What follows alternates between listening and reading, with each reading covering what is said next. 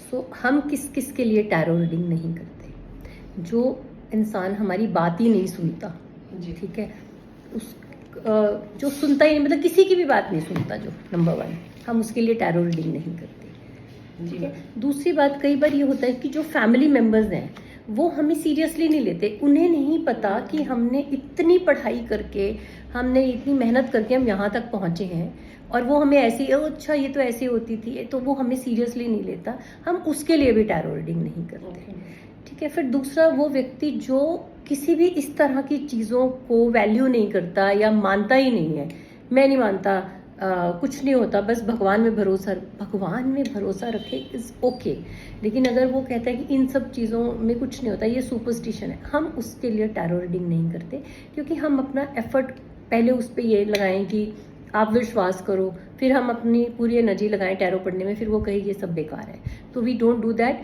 Disrespect to us, disrespect to tarot, इसलिए हम tarot reading उसके लिए नहीं करते, ठीक है। ऐसा व्यक्ति जो मेंटली इतना अपसेट है कि उसको पता ही नहीं है कि हमने उसको क्या बताया, ऐसे भी एक आधी बार सेशन हुए हैं कि हमने मानो उसको बता दिया और वो कहते हैं मुझे पता ही नहीं पूरे सेशन में क्या हुआ, तो मेंटली स्टेबल, तो वो स्टेबल नहीं है, उसको थॉट्स नहीं पता अपनी।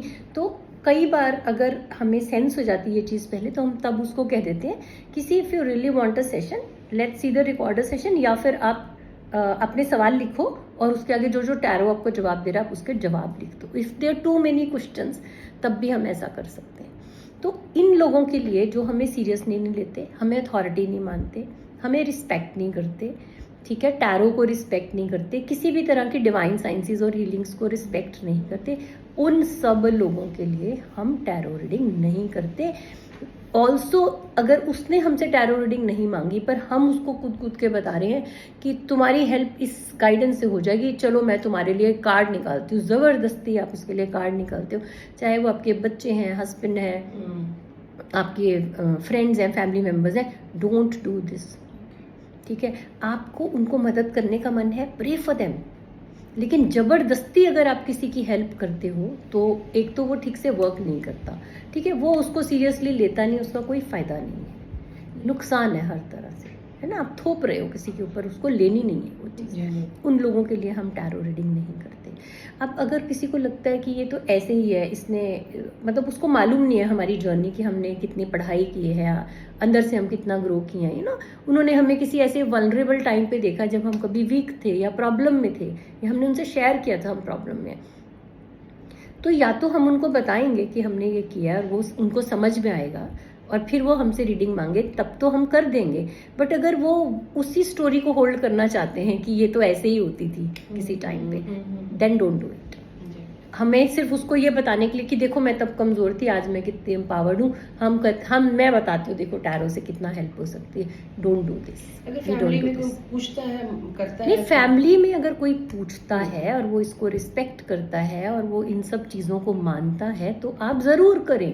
मैंने ऐसा नहीं कहा कि फैमिली मेम्बर्स के लिए ना करें, उसकी भी प्रोटोकॉल है that you have to detach yourself, है ना। अगर हम अटैच हो गए, हम एक आउटकम चाहते हैं, वो भी एक आउटकम चाहता है, और हम कार्ड तब तक निकालते रहते हैं जब तक वो आउटकम ना आए, तो फिर वो वर्क नहीं करता ना। तो आप डिटैच होके करें, कर सकते हैं, you can do like for your children, husband, खुद के लिए, बट इसके लिए ये प्रोटोकॉल है कि डिटैच होके करना है। वो obviously you have to sit, जो आप सीट पे बैठ गए उस पे, तो फिर तो आप, कोई आगे बैठा जो, वो तो क्लाइंट ही है, कोई भी हो, हाँ, जो सामने बैठा है वो तो क्लाइंट है, और आप उस चेयर पे आप टैरो रीडर हैं, आप डिवाइन मैसेजेस के इंटरप्रेटर, ठीक है। सो इन लोगों के लिए हम टैरो रीडिंग नहीं करते। अगर आप इस बात का ध्यान रखेंगे तो आपको बहुत सारी प्रॉब्लम्स जो हैं एज अ टैरो रीडर पहले ही हट जाएंगी, you know. It's better to say no than like कोई चैलेंज करने आया, अच्छा देख तू तेरा टैरो क्या बोलता है, you no, people come like that, ये हो रहा है, देख तुम्हारे सितारे क्या कर रहे हैं, तुम्हारा टैरो क्या कह रहा है, you know, if they are coming with this language, just totally refuse, no. Just you want to check something and you're challenging, no, ठीक है, you have faith, it may go right wrong, वो एक अलग बात है, उसकी भी किस्मत है और हमारी भी है, because it's all divinely connected, we have to be very very alive to be good tarot readers, ये तो आप समझते हैं, है ना। हम कुछ बहुत सुपर पावर नहीं हो जाते क्योंकि हमें टैरो आ रही है, because it is coming from above, हम तो मैसेज पास कर रहे हैं.